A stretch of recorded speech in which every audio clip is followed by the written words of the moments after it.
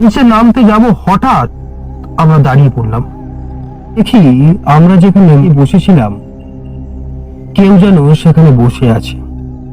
দেখে মনে হচ্ছে কোনো ব্যক্তি, পরনে হ্যাট কোট, যেন কোনো সাহেব।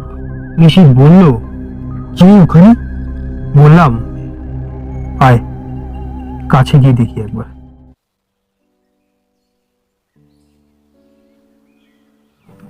তারপর ওই বাড়িটা কোথায়?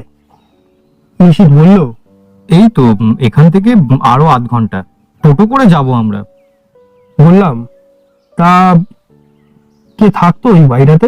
নিশিত বলল, দেখ, সেইভাবে তো জানা যায়নি কে থাকতো, তবে শুনেছি ওই বাড়িটার বয়স 70 থেকে 80 বছর। ব্রিটিশ আমলে একজন সাহেব নাকি ওই বাড়িটা কিনেছিল। শহরে থাকতো, মাঝে মধ্যে ছুটি কাটাতে আসতো ওই বাগান বাড়িতে, নয়তো সারা বছর কেয়ারটেকারই দেখাশোনা করতো। পরে সাহেব মারা যায়, ওই কেয়ারটেকার যতদিন বেঁচে ছিল ওই দেখাশোনা করতো। তারপর সে মারা যাওয়ার পর ও বাড়ি ওই রকম পরিত্যক্ত হয়েই পড়ে আছে। এখন তো পুরো জঙ্গলে পরিণত হয়ে গেছে। চল যেতে যেতে সবটা বলছি। আমি আমার চাকরির পাশাপাশি বিভিন্ন ঐতিহাসিক স্থান, পুরনো বাড়ির ইতিহাস এইসব নিয়ে পত্রিকায় লেখালেখি করি। এক কথায় এটা হলো আমার একটা নেশা। বেশ অনেকটাই দূর ওর বাড়ি থেকে। বললাম, তা বাড়িটাতে কোনো ব্যাপার আছে নাকি? নিশিত বলল, কি জানি, কোনোদিন তো শুনিনি। আর ওই পরিত্যক্ত বাড়িতে কি বা থাকবে। অবশেষে আমরা সেই জায়গায় পৌঁছালাম। বিশাল বাড়ি, দেখে তো মনে হচ্ছে প্রায় 8-9 কাঠা জমির উপর তৈরি বাড়িটা। বাড়ির মেন দরজা খুলে আমরা ভেতরে প্রবেশ করলাম। চারপাশটা জঙ্গলে পরিণত হয়েছে, গাছপালায় ভর্তি চারপাশ, পাখিদের কিচিরমিচির শব্দ চারপাশে। বাড়িটার দিকে আমরা এগিয়ে গেলাম। সিঁড়ি দিয়ে উঠে আমরা দরজার সামনে এলাম। ধাক্কা দিলাম কিন্তু খুলল না। নিশিত বড় একটা ইটের টুকরো দিয়ে পাশের কাচের জানলায় মারল। তারপর ভেতরে ঢুকে দরজা খুলল। তা মনে হয় ডাইনিং প্লেস। একটা কাচের আলমারিতে দেখলাম বিদেশি কিছু মদের বোতল। কিছুতে দেখলাম এখনো মদ আছে, তবে সেগুলো খাওয়ার যোগ্য নয়। দোতলাতেও গেলাম, তেমন কিছু নেই।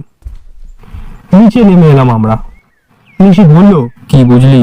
বললাম, যতটা বলেছিলিস বাড়িটা সম্বন্ধে, না কিচ্ছু পেলাম না। এই বাড়ি নিয়ে আর্টিকেল বা কোনো কিছুই লেখা সম্ভব নয়। বরং একটা জিনিস করা যেতে পারে, যদি এখানে কোনো প্রেত আত্মার অস্তিত্ব যদি থেকে থাকে। নিশিত বলল, শেষে কিনা ভূত প্রেত আসালি তুই? কেন থাকতে পারে না বুঝি? নিশিত বলল, তুই থাক বাবা, আমি পোকামাকড়ে কামড় খেতে পারবো না। এরপর আমরা ফিরে এলাম। দুপুরে খেয়ে নিয়ে অনেক কষ্ট করে নিশিতকে রাজি করালাম সেই বাড়িটাতে থাকবো বলে। অবশেষে নিশিত রাজি হলো। বাড়িটাতে আমরা পৌঁছালাম। ঝিঝি পোকার শব্দ চারপাশে। ডাইনিং প্লেসে আমরা একটা সোফার উপর বসলাম।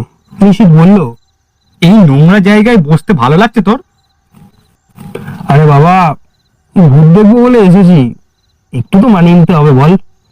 বেশ কিছুটা সময় কথা বলতে বলতেই আমাদের কেটে গেল। ঘড়িতে সময় দেখলাম রাত 1টা। নিশিত বলল, কি রে, কই তোর ভূত? ভূতের তো আর দেখা নেই, বাড়ি চ। এখানে আর এই মশার কামড় আমার খাওয়ার ইচ্ছা নেই। বরং তোর আর্টিকেলটা বানিয়ে লিখে দিস, আর নাম দিস বাগান বাড়ির রাত। কথাটা শেষ হতে না হতেই একটা শব্দ আমাদের কানে এলো। কোনো ভারী কিছু পড়ার শব্দ উপর তলা থেকে এলো। বললাম, কিসের শব্দ এটা? নিশিত এবার আমতা আমতা করে বলল, কিসের আবার শব্দ? দেখ কোনো বিড়াল হবে, চল এবার এখান থেকে। বললাম, দাঁড়া না, দেখতে হচ্ছে তো একবার। নিশিত বলল, চল না এখান থেকে, ভালো লাগছে না। আমি কোনো কথা শুনলাম না। সিঁড়ি দিয়ে উঠতে লাগলাম। নিশিত আমার পেছনে। কোথাও কিছু দেখতে পেলাম না। নিচে নামতে যাব, হঠাৎ আমরা দাঁড়িয়ে পড়লাম। দেখি আমরা যেখানে বসেছিলাম কেউ যেন সেখানে বসে আছে। দেখে মনে হচ্ছে কোনো ব্যক্তি, পরনে হ্যাট কোট, যেন কোনো সাহেব। নিশিত বলল, কে ওখানে? বললাম, আয় কাছে গিয়ে দেখি একবার। আমরা ধীর পায়ে নিচে নেমে এলাম, পেছন ফিরে এসে বসে। তার সামনে যেই এলাম, যা দেখলাম শরীরের রক্ত যেন হিম হয়ে গেল। এ মানুষ কোথায়? এই তো একটা পচা গলা দেহ। সে বলছে, welcome to my home, please sit. সকালে আমরা যে জানলা দিয়ে ভিতরে ঢুকেছিলাম, সেই জানলা দিয়ে কোন রকমে বাইরের বাগানে আমরা বেরালাম। আমাদের হাত কাছের টুকরোয় কিছুটা কেটে গেল। কোনো ক্রমে আমরা মেন গেট টপকে বাইরে বেরিয়ে এলাম। পেছন ফিরে তাকালাম, দোতলার বারান্দায় সেই ব্যক্তিকে দাঁড়িয়ে থাকতে দেখলাম। কিন্তু এবারে স্পষ্ট বুঝতে পারছি এটা কোনো সাহেব, কারণ তার মুখটা এখন আর মৃতদেহের মতো নয়। আমরা ভোরে ফিরলাম বাড়িতে। ঋষি বলল, কাল যা দেখলাম এখন সেই দৃশ্য ভুলতে পারছি না। তা কি ঠিক করলি? তোর আর্টিকেলের নাম কি দিবি? বললাম, বাগানবাড়ির রাত।